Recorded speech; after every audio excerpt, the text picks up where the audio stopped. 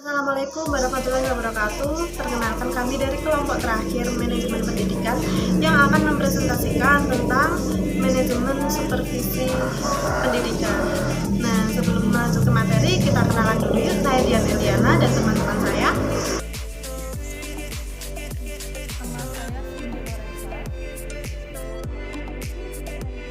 Di manajemen supervisi ini kita akan membahas berbagai macam sebab, mulai dari pengertian. Jadi apa sih pengertian dari manajemen supervisi itu? Yang mungkin dari teman-teman di sini belum banyak yang mengetahui. Yang kedua, sejarah dan konsep supervisi. Yang ketiga, tujuan dan prinsip supervisi, dan seterusnya sampai ke pembahasan terakhir kita, yaitu supervisi school based management. Jadi simak baik-baik ya. Pengertian manajemen supervisi pendidikan. Yang pertama, secara etimologis. Kata supervisi berasal dari bahasa Inggris, yaitu supervision. Artinya pengawasan. Mengatakan bahwa penggunaan istilah supervisi sering diartikan sama dengan directing atau pengarahan. Pengertian yang kedua, secara morfologis. Kata supervisi terdiri atas dua kata, super dan visi. Menurut Emma Tembun, super berarti atas atau lebih, sedangkan visi berarti lihat, tilik, dan mengawasi. Jadi, supervisi berarti melihat, menilik, dan mengawasi dari atas atau sekaligus menunjukkan bahwa orang yang melaksanakan supervisi berada lebih tinggi dari orang yang dilihat, ditilik, dan diawasi. Pengertian yang ketiga yaitu secara sesmatik. Para ahli memberikan berbagai corak divisi, tapi pada prinsipnya mengandung makna yang sama. Menurut Willis, supervision is exertion in the development of the better training learning situation. Supervisi adalah bantuan dalam mengembangkan situasi mengajar yang lebih baik. Menurut Nelly, dalam pidatonya menyebutkan bahwa supervisi adalah layanan kepada guru-guru di sekolah yang bertujuan untuk menghasilkan perbaikan instruksional, belajar, dan kurikulum. Sejarah dan konsep supervisi. Istilah ini muncul diperkirakan pada awal tahun 60-an atau pada 2 dasawarsa terakhir ini. Ari Kunto 1988-152. Diperkenalkannya istilah supervisi seiring dengan diberikannya mata kuliah administrasi pendidikan di beberapa IKIP di Indonesia, yang kemudian disusul pula dengan dijadikannya administrasi pendidikan sebagai mata pelajaran dan bahan ujian pada SGA atau SPG pada tahun ajaran 1965 sampai dengan 1966.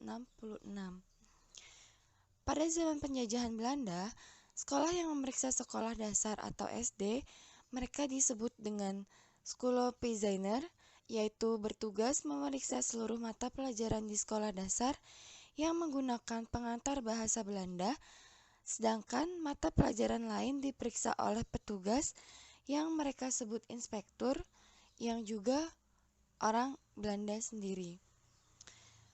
Di dalam PP nomor 38 tahun 1962 terdapat perubahan penggunaan istilah pengawas dan penilik.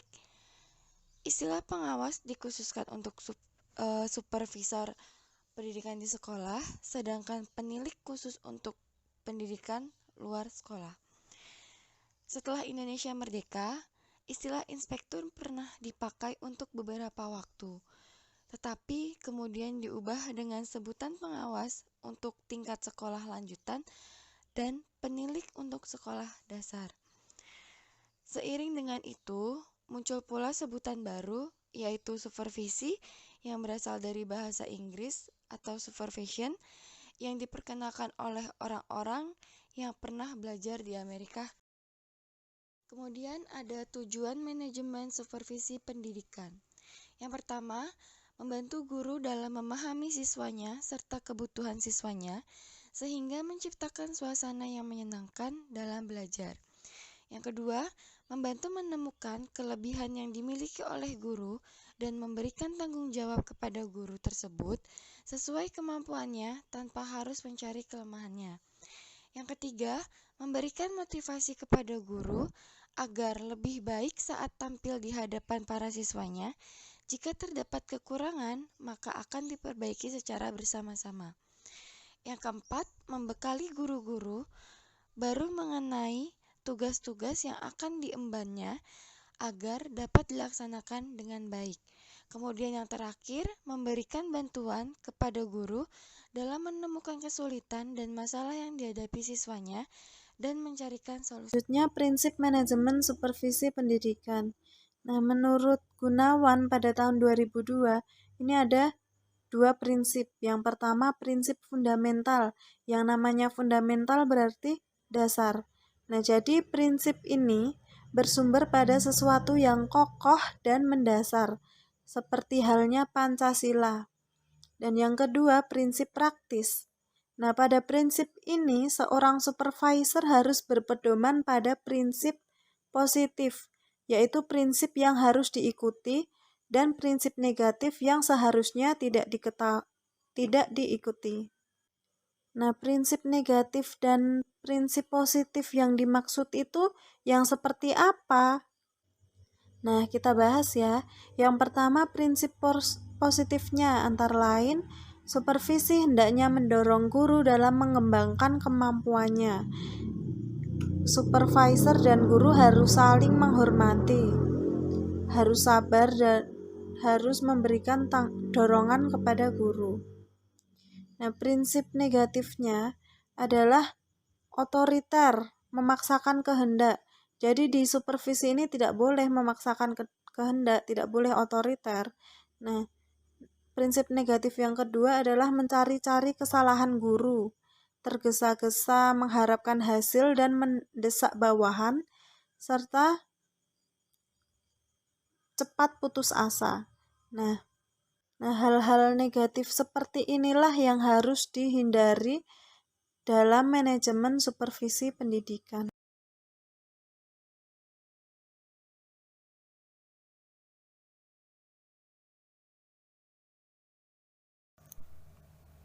Yang kelima, teknik-teknik supervisi. Secara garis besar, teknik supervisi dibedakan menjadi 2, yaitu teknik perseorangan. Teknik perseorangan dibagi menjadi 5, yaitu kunjungan kelas, observasi kelas, pertemuan individual, kunjungan antar kelas, menilai diri sendiri. Untuk teknik yang kedua, yaitu teknik kelompok. Yang keenam, bidang garapan. Yang pertama, memfasilitasi pengembangan sumber daya manusia. Yang kedua, mendesain dan mengembangkan kurikulum. Yang ketiga, meningkatkan kualitas pembelajaran kelas. Yang keempat, melaksanakan fungsi-fungsi administratif. 7. Langkah-langkah supervisi. A. Pengawas bersama kepala sekolah sewilayah pembinaannya berdiskusi menyusun rencana kerja untuk kurun waktu tertentu. B. Perencanaan yang rinci dan disusun bersama antara pengawas dan kepala sekolah. C. Pengawas dan kepala sekolah menelaah instrumen yang diperlukan. D. Pengawas dan kepala sekolah menyelenggarakan rapat pleno guru untuk menjelaskan langkah program yang disusun bersama pengawas. E. Kepala sekolah menyampaikan usulan guru tersebut kepada pengawas sehingga di antara kedua petugas supervisi tersebut dapat mengadakan pembagian tugas. F. Pengawas dan kepala sekolah menyusun rencana operasional untuk melaksanakan supervisi. G. Pengawas dan kepala sekolah menyusun laporan tentang pelaksanaan supervisi untuk lingkup wilayah. 8. Instrumen pengantar proses belajar mengajar. A. Bentuk-bentuk tes objektif dan non-objektif. Tes objektif meliputi 1. Pilihan ganda, 2. Pilihan benar salah, 3. Menjodohkan, 4. Isian singkat. Nah, tes non-objektif meliputi uraian terbatas dan uraian bebas. B. Bentuk-bentuk instrumen non-tes. Yang pertama, tes skala sikap, kedua, tes minat belajar, ketiga, tes motivasi berprestasi, keempat, tes kreativitas, yang kelima, tes lisan.